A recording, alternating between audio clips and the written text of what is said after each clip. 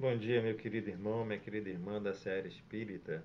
Tu que vens a esse diminuto canal para buscar novos esclarecimentos à luz dos princípios básicos da ciência espírita, possamos ser intermediários, pequenos intérpretes de novas revelações oportunas a partir da dilatação da compreensão de pequenos mecanismos da ciência espírita que, por muitas vezes, podem parecer ainda distante de nosso conhecimento ou nosso entendimento.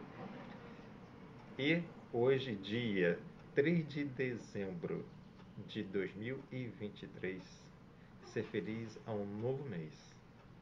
Como sempre fazemos, abrimos a página do nosso querido livro Caminho, Verdade e Vida, obra psicografada por Chico Xavier, editada pelo seu mentor de todos nós, Emmanuel. A lição é 58, Ganhar. Pois que aproveitaria ao homem ganhar todo o mundo e perder a sua alma. Jesus, Marcos, capítulo 8, versículo 36. As criaturas terrestres, de modo geral, ainda não aprenderam a ganhar. Entretanto, o espírito humano permanece no planeta em busca de alguma coisa. É indispensável alcançar valores de aperfeiçoamento para a vida eterna. Recomendou Jesus aos seus tutelados procurassem, insistissem. Significa isso que o homem se demora na terra para ganhar na luta enobrecedora. Toda perturbação nesse sentido provém da mente viciada das almas em desvio. O homem está sempre decidido a conquistar o mundo, mas nunca disposto a conquistar-se para uma esfera mais elevada. Nesse falso conceito, subverte a ordem nas oportunidades de cada dia. Se Deus lhe concede bastante saúde física, costuma usá-la na aquisição da doença destruidora. Se consegue amealhar possibilidades financeiras, tenta assambarcar os interesses alheios. O Mestre Divino não recomendou que a alma humana deva movimentar-se despida de objetivos e aspirações de ganho. Salientou apenas que o homem necessita conhecer o que procura, que espécie de lucros almeja, a que fins se propõe em suas atividades terrestres. Se teus desejos repousam nas aquisições factícias, relativamente a situações passageiras ou a patrimônios fadados ao apodrecimento, renova enquanto é tempo a visão espiritual, porque de nada vale ganhar o mundo que te não pertence e perderes a ti mesmo indefinidamente para a vida imortal. Lição das mais maravilhosas, mais significativas, em que Emmanuel já nos esclarece com profunda com profundo sentimento e com profundidade, mas com clareza, exemplificando que é justamente na tonificação dos nossos desejos, do que nós buscamos, que encontramos ali os patrimônios que vão nos dilatar ou nos aproximar das esferas espirituais a que nós nos sintonizamos. Como disse a lição, não nos é negado os objetivos de ganhos financeiros, muito pelo contrário, seus objetivos, mas sim como o fazemos. Se aproveitamos esses ganhos financeiros para dilatar oportunidade de bem ao próximo, com responsabilidade, e se buscamos também aquelas dores que nos afligem como forma de nos enriquecermos e de nos autoeducarmos e não nos mantermos em atitudes lamuriosas.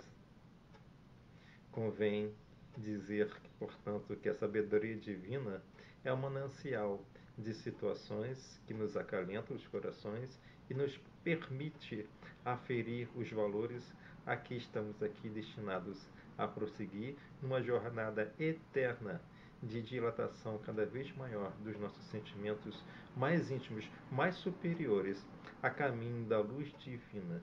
Portanto, querido irmão, que tu te ilumines na busca dos valores e daquilo que é verdadeiramente concernente às verdades superiores e não àqueles sentimentos, juízos e valores efêmeros. Tenha um ótimo dia, ser conosco hoje e sempre, que assim seja. Bom, meu querido irmão, minha querida irmã, começamos hoje um estudo muito bonito também. Como sempre falamos aqui, nós fazemos esse estudo sobre o Missionário da Luz. Entramos no nosso episódio 44, mas que é apenas pequenos apontamentos à luz da ciência espírita. E o capítulo que nós vamos fazer os nossos diminutos apontamentos é o capítulo 8, No Plano dos Sonhos, a preparação mental. A obra que nós debruçamos é essa, Missionário da Luz, obra que foi psicografada por Chico Xavier em 1943, editada pelo nosso amoroso benfeitor André Luiz. É um capítulo que mostra a importância da preparação psíquico-mental para dormir, para que possamos aferir os nossos valores na dilatação do nosso espírito, na aquisição das oportunidades de estudo e de trabalho fecundos. E aí a importância, então, portanto, do sono, que ele tem, então, dois objetivos. Um, naturalmente, material, digamos assim, que seria o de restaurador psíquico, onde nós possamos, né, dilatar as nossas condições mentais e dar repouso ao nosso corpo físico. E, por outro lado, ele nos distende oportunidades de estudo e de trabalho.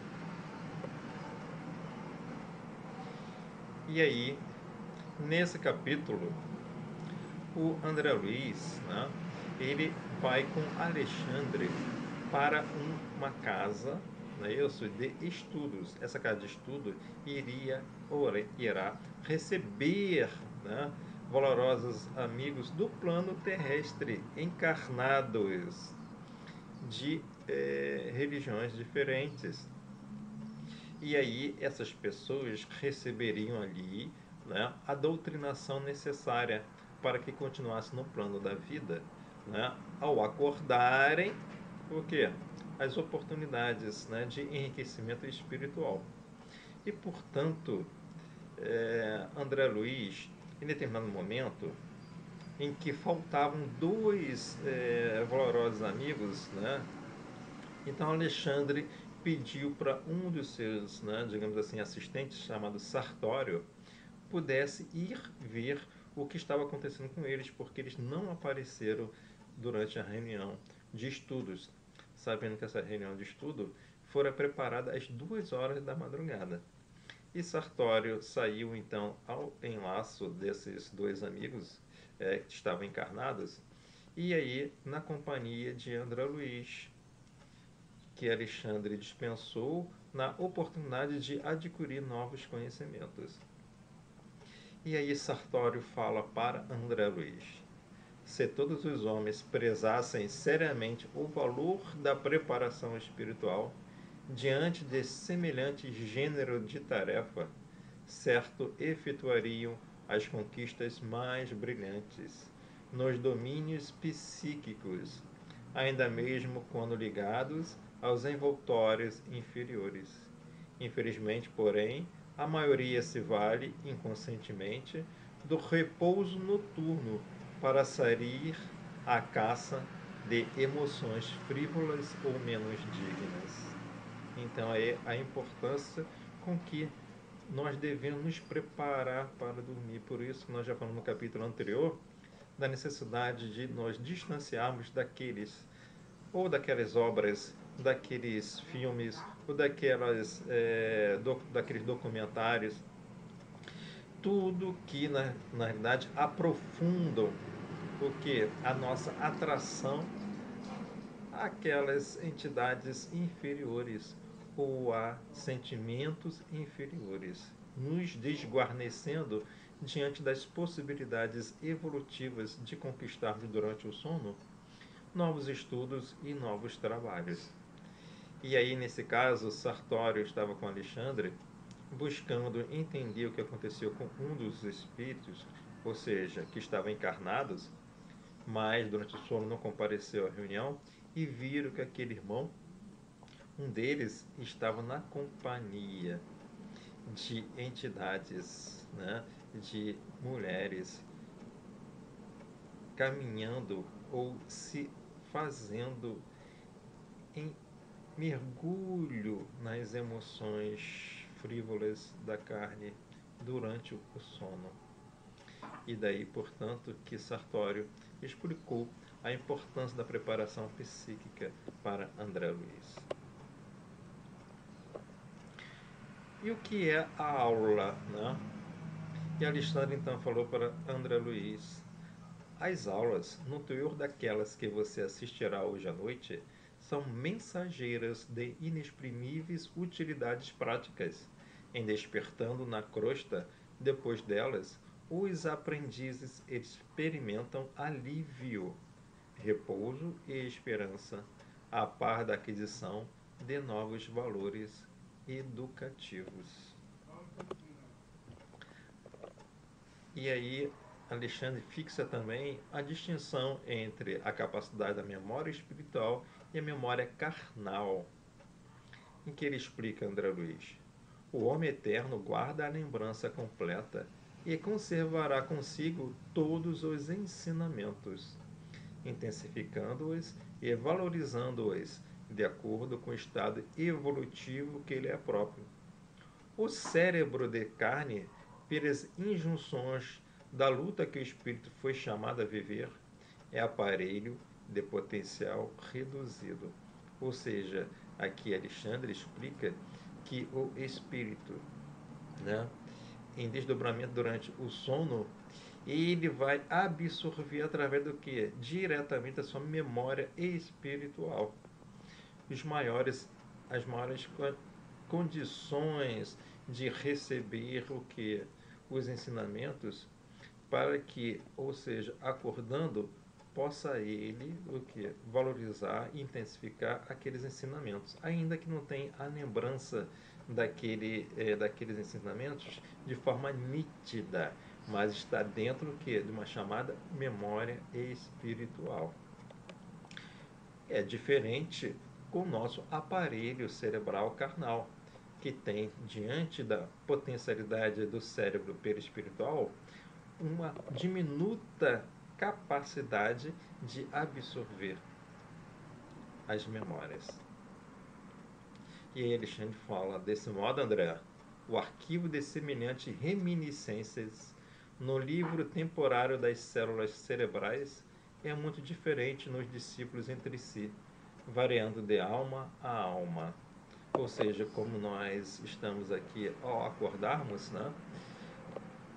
Aqueles patrimônios espirituais que cada um traz consigo será aquele que possibilitará uma melhor uma melhor passagem ou uma melhor comunicação com o nosso cérebro carnal, com as nossas células cerebrais, uma vez que o nosso perispírito possui, como nós já estudamos, ele possui um cérebro perispiritual, e nós já vimos que o nosso cérebro carnal, ele é, na realidade, uma projeção, uma conformação ou um retrato, como nos diz, né, o próprio André Luiz, no livro No Mundo Maior, nos fala sobre essa questão de ser nosso cérebro material um retrato do cérebro carnal. perdão, retrato do cérebro espiritual. E aí, de acordo com o diapasão do nosso crescimento, é que ao acordarmos, conseguimos ter mais ou menos nitidez sobre aquelas, né, as memórias espirituais. E Alexandre depois ele vai falar para André Luiz a importância daquelas casas, né, de estudos.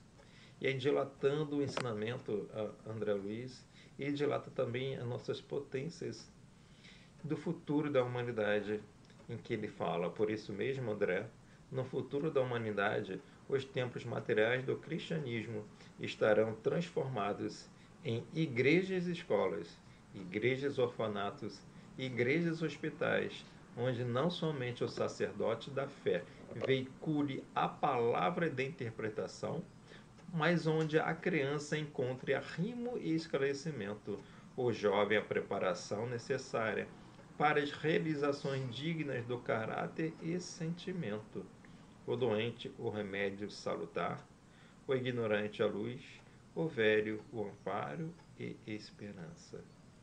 Olha que bacana que André Luiz ele dilata para Alexandre dilata para André Luiz essa visão da transformação das religiões aqui na Terra. A gente já assiste muitas, né, que se transformaram em igrejas e escolas, igrejas de orfanato que tem, mas essa transformação ainda de ser maior, ainda de ser elevada a uma potência muito maior, dada as necessidades materiais de desenvolvimento, nosso plano terrestre ainda cheio de dores e necessidade de esclarecimentos, de amparo e de esperança. E aí Alexandre também fala para André Luiz uma das páginas mais importantes que muito hoje nós vemos discussões de nossos irmãos aclarados com as ideias do Espiritismo, mas buscando entender qual é o futuro do Espiritismo. E Alexandre, sinteticamente para André Luiz, resume qual é o futuro do Espiritismo de uma maneira muito simples, mas de tal forma enriquecida, com uma visão consistente, que não nos dá nenhuma dúvida do futuro do Espiritismo. Diz Alexandre André Luiz, o Espiritismo evangélico é também o grande restaurador das antigas igrejas apostólicas, amorosas e trabalhadoras. Seus intérpretes fiéis serão auxiliares preciosos na transformação dos parlamentos teológicos em academias da espiritualidade, das catedrais de pedras em lares acolhedores de Jesus.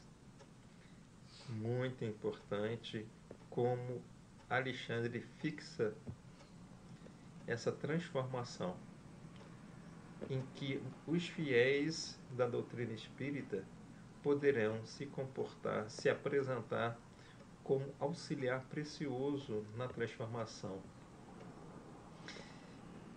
digamos, do movimento religioso, né, nas chamadas academias da espiritualidade.